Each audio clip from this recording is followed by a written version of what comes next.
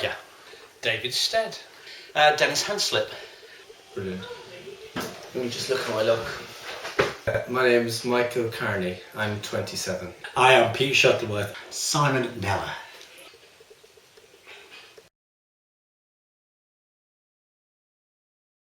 I was called Mar Baker, thanks to Boney M, I guess. Legs of Lead. Peggy, I suppose, the only one and only. I like to think myself as Magic Mike, but unfortunately the club call me Mikey the Pikey. Dolly Widebirth. Of the touchline whale, note the spelling. Nellie, or Sister Nellie of the controversial decision.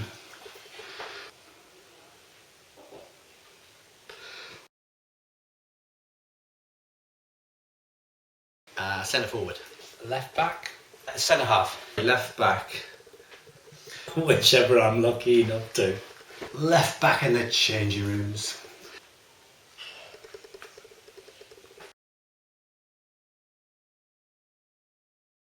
I knew Tony Woodward and he said, Paul, why don't you come along, we could do with a good striker.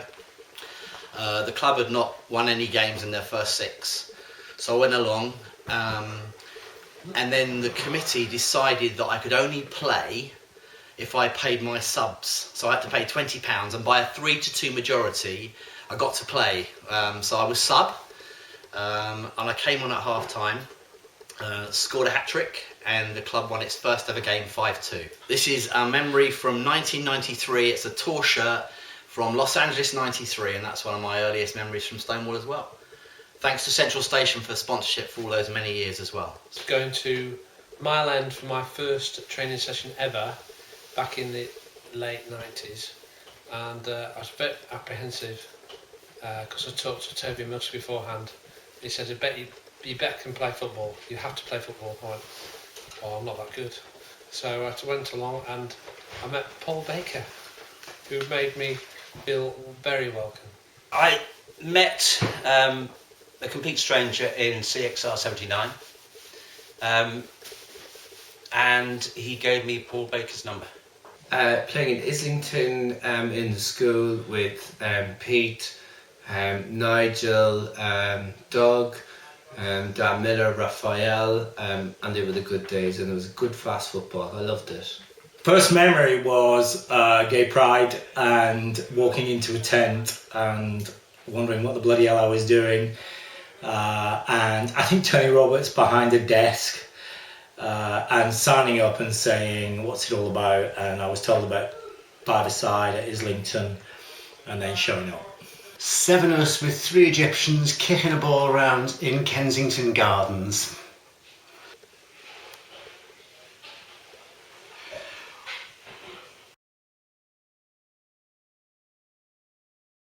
I guess that has to be in Berlin in 1995. I was player manager and Stonewall won the World Cup for the first time ever, so that was a great moment.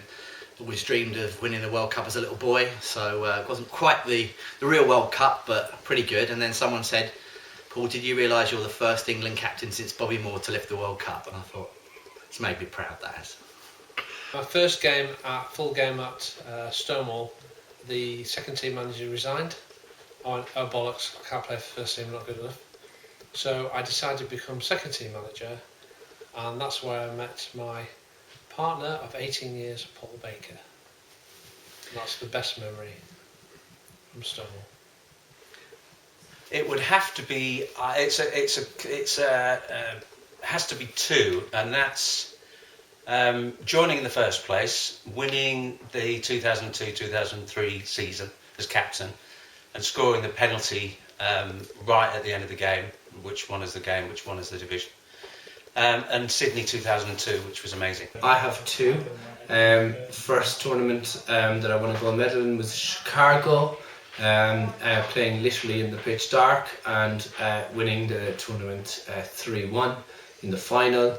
But also Cologne, considering the conditions on the day of the final, it was fabulous. And I have 10 more memories, but they're the 2 that jump out. I have too many. Oh my God. Bromley's speech at Fort Lauderdale about Steve White.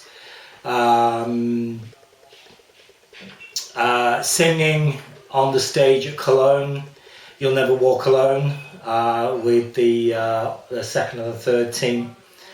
The boat trip around Sydney Harbour after the seconds had valiantly lost in the final and the first had won the gold. I think really my most cherished memory will be when the second team won the league, and Dennis took a penalty, and I couldn't look. And I walked away from the pitch, and my heart was racing, and then we won. I think that's my most cherished moment. Being on the stage in Cologne.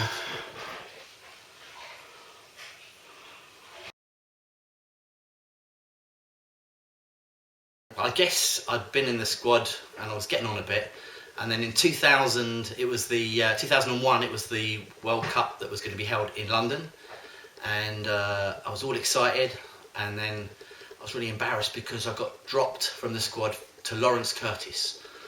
Poor old Lawrence, bless him. I was captain of the second team, went on holiday, came back, and I was not second team manager anymore. For some reason, I was third team manager. Went on holiday again, came back, and I wasn't third team manager anymore, I was fourth team manager.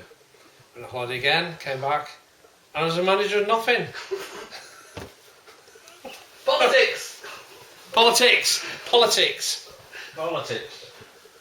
Rumours with Evil Edna, whoever that was, and having acquaintances with certain individuals within the team, and that getting round. I'm not mentioning any names, but there you go. Tony. Penalties, but we won't go there.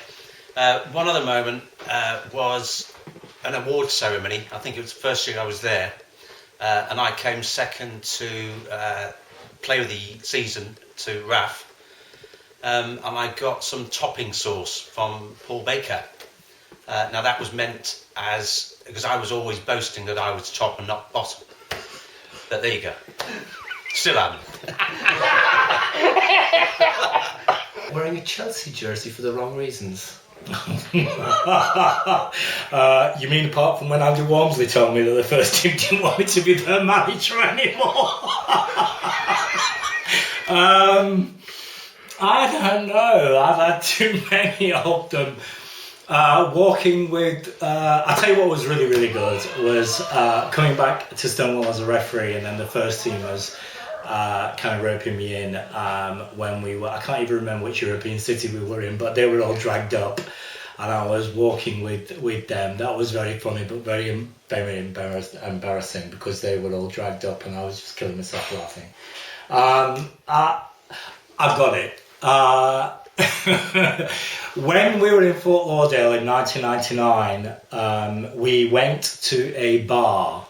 It was a leather bar, and it became a popular bar. Can't remember the name of it, but I distinctly remember Andy Mack, God rest his soul, bless him, get over yourself, love, saying that he took an ice cube from the bowl. This is true. He took an ice cube from the bowl of ice cubes, or the bin of ice cubes that was on the bar, stuck it up where the sun didn't shine, and then put it back into the bowl.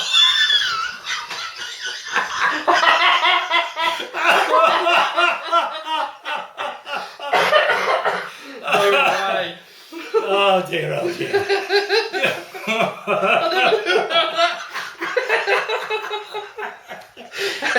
This is a true story. Oh dear, bless him.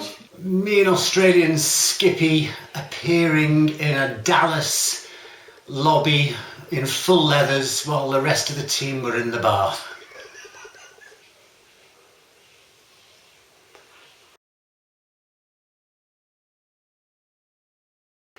Well, they kind of knew that I used to write the tour songs.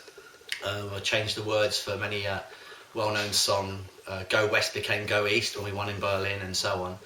And people would say to me, aren't you ever going to give up on that songwriting of those football songs, Paul? And then in 2012, I actually wrote the official England song for the European Championships for the FA. So Chris Kamara sang it, so I guess that was a pretty cool achievement. Back in the 90s, when I got really drunk at a works function, I ended up kissing Edwina Curry. It's a really weird moment. And she's quite good, actually, I also know. And that's the most embarrassing moment. And nobody knows that about me. And they do now. I had a mad, passionate affair with one of my team members, briefly. Again, I'm not mentioning any names. No names. I'm a top. Well, I think Raymond does, but I'm very, very proud to be associated with the club. It's changed me. I'm a virgin.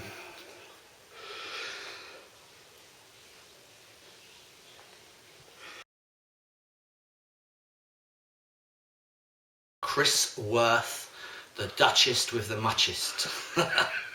Oh, it's had to be Fifi, Neil Fifield. John Edwards. Adam Turner. He loves to take his time and have a look around and see what's going on. Dean Stockinger. Good call. And he proved it in London 2001 when, having had the shower, he ran onto the pitch naked. Come back to me on that one.